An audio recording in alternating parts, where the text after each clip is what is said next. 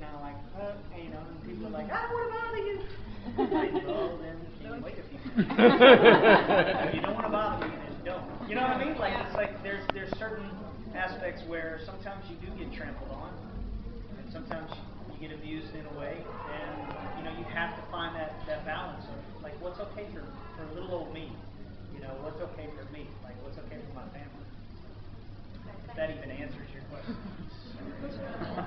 I finished like 2 months ago. It's a song called "I Take You Back," and it's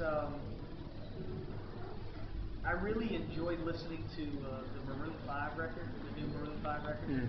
I think music has changed a whole lot in the past like 2 to 3 years, and you know it's almost like I stuck around as a Backstreet Boy long enough to have music come back around again. So you know in our new record you'll find like the sample drum sounds and you know the dance synthesizers and the keyboards, things that the music has kind of evolved back into, which was you know 10, 12, 15 years ago. So what you'll find on my new CD is going to be really kind of who I am. I mean, on Welcome Home you'll find traditional Southern gospel with choirs. You'll find a little bit of country music. You'll find mainstream pop music, and you'll also find you know right down the road contemporary Christian music and a cappella. So I think this really is a good culmination of really who I am as a person, because I've been influenced by a lot of different music. So, but I think my new record is going to be a little more upbeat. Like I have trouble like translating this to a live show sometimes because there's a lot of slow songs. So when you start evaluating it and breaking it down as a project, like I'll live the rest of my life hopefully singing these songs. And I knew when I made these songs that that's what happens.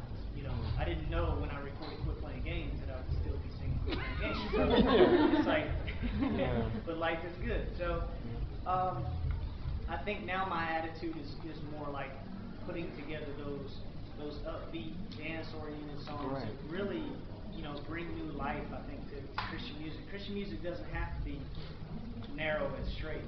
You know, it needs to be off the beaten path where it makes you think. You know, I don't think Christian music should be shoving the Bible down somebody's throat either. I think Christian music should be open in a way that you are preaching without preaching. You know, because what something means to me maybe in the CD could mean something totally different to somebody else. So, and I think that's important.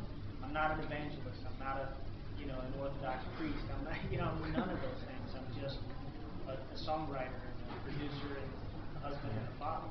So. Thanks for the end. No problem. Brian, thank you very much for taking